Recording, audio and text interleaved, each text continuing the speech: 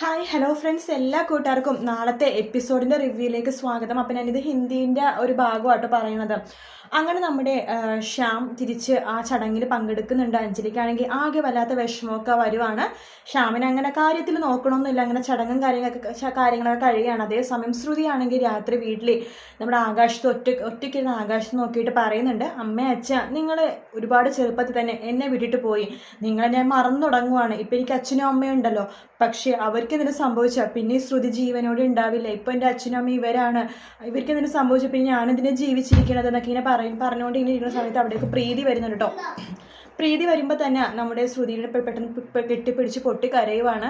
എന്താ ശ്രുതി മോളെ നീ ഒറ്റയ്ക്ക് ഇരിക്കണമെന്ന് ചോദിക്കുവാണ്. ചേച്ചി ഇന്ന് ഞാൻ വല്ലാതെ പേടിച്ചു പോയി ചേച്ചി, അച്ഛൻ അങ്ങനെയൊക്കെ സംഭവിച്ചപ്പോൾ എനിക്കത് സഹിക്കാൻ പറ്റില്ല.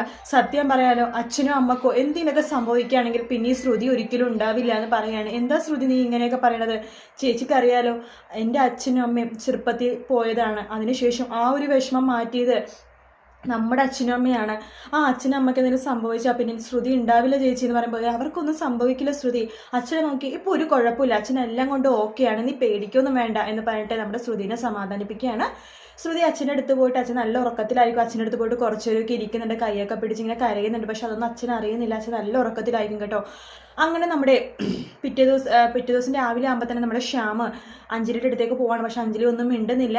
അഞ്ജലി നീ എന്തൊന്നും മിണ്ടാത്തതെന്ന് ചോദിക്കുമ്പോൾ ചേട്ടൻ ഞാൻ കുറച്ച് ദിവസം ചേട്ടനെ ശ്രദ്ധിക്കുന്നത്, ചേട്ടൻ ഇപ്പോൾ എൻ്റെ അടുത്ത് ഇരിക്കുന്നേ ഇല്ല, എന്നോട് പഴയ പോലെ സ്നേഹം കരുതലും ഒന്നും തന്നെ ഇല്ല എന്ന് പറയുമ്പോൾ നമ്മുടെ ശ്യാം പെട്ടെന്ന് പൊട്ടിത്തെറിക്കുവാണ്. അതുകൊണ്ട് നീ എന്ത് വേണമെന്ന് പറയണത്? എപ്പോഴും നിന്റെ സാരി തുമ്പിൽ ഇരിക്കണോ ഞാൻ?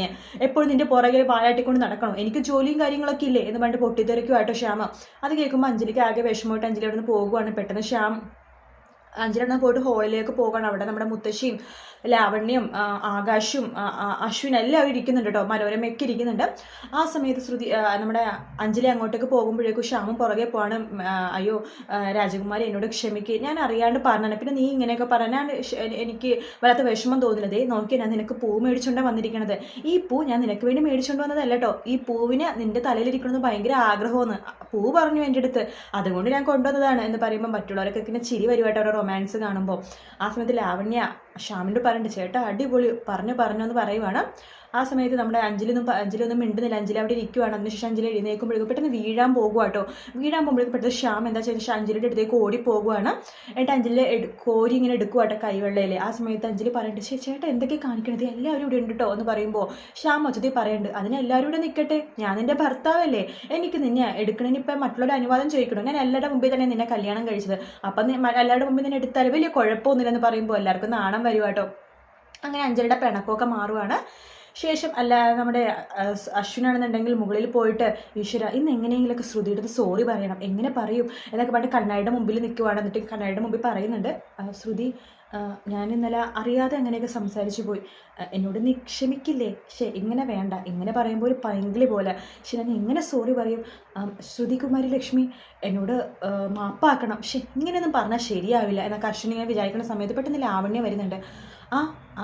അശ്വിൻ നീ ഇന്ന് ഓഫീസിൽ പോകുന്നില്ലേ? ഇല്ല, ഞാനിന്ന് ഓഫീസിൽ പോകുന്നില്ല. എങ്കിൽ ഞാനൊരു സ്ഥലം വരെ പോയിട്ട് വരട്ടെ. എവിടേക്കാന്ന് ചോദിക്കുമ്പോൾ ഒരു പാർട്ടിക്കാണ്, ഞാൻ പോയിട്ട് വരട്ടെ. അതിന് നീ എന്തിനാ എൻ്റെ അനുവാദം ചോദിക്കണം, നിനക്ക് പോകാമല്ലോ. ഓ താങ്ക് യു സോ മച്ച് എന്ന് നമ്മുടെ ലാവണ്യ പറയുവാണ്.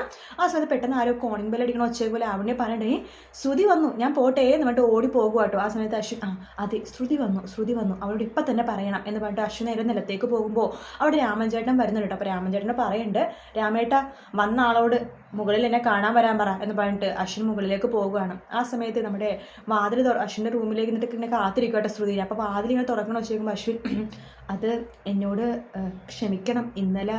അപ്പോഴേക്കും ഒരു ആണിൻ്റെ ശബ്ദം, അതെ സാർ രാമേട്ടൻ പറഞ്ഞു സാറിനെ കാണാൻ വരാൻ പറഞ്ഞു, എന്താ സാർ പ്രശ്നം? നീ ആരാന്ന് ചോദിക്കുമ്പോൾ ഞാനിവിടെ തലക്കുകാരൻ, നീയാണ് വന്നത്? അത് ഞാനാ വന്നത്, വന്ന ആളോട് മുകളിൽ വരാൻ പറഞ്ഞത് രാമേട്ടൻ പറഞ്ഞു, നിങ്ങളോട് ഞാൻ വരാൻ പറഞ്ഞില്ല, നിങ്ങൾ പോവാൻ നോക്ക് എന്ന് പറയുവാട്ടോ. അങ്ങനെ നമ്മുടെ അശ്വിൻ ചമ്മി പോകുവാണ്. അങ്ങനെ ശ്രുതിനെ ഇങ്ങനെ കാത്തിരിക്കുന്ന അശ്വിൻ അങ്ങനെ ലീവൊക്കെ എടുത്തിട്ട് അങ്ങനെ ഇരിക്കുവാട്ടോ. ശ്രുതി വരുമ്പോൾ ഇതെന്തായാലും സോറി പറയണം, അതിന് ലീവ് എടുത്ത് പൈസ പോയാലും കുഴപ്പമില്ലാത്ത രീതിയിൽ അശ്വിൻ ഇങ്ങനെ കാത്തിരിക്കുവാണ്. അപ്പോഴാണ് നമ്മുടെ അഞ്ജലി പറയണത് ഇന്ന് ശ്രുതി വരില്ല, ശ്രുതി ലീവാണെന്ന് പറയുമ്പോൾ അശ്വിൻ്റെ മുഖം ആകെ മാറുവാട്ടോ. ആ ഒരു ഭാഗമാണ് നമ്മൾ നാളെ കാണാൻ പോകുന്നത്. വീഡിയോ ഇഷ്ടപ്പെട്ടെങ്കിൽ ലൈക്ക് ചെയ്യുക, സബ്സ്ക്രൈബ് ചെയ്യുക, കമൻറ്റ് ചെയ്യുക. മറ്റൊരു വീട്ടിൽ നാളെ കാണാം. Good night, take care, bye bye.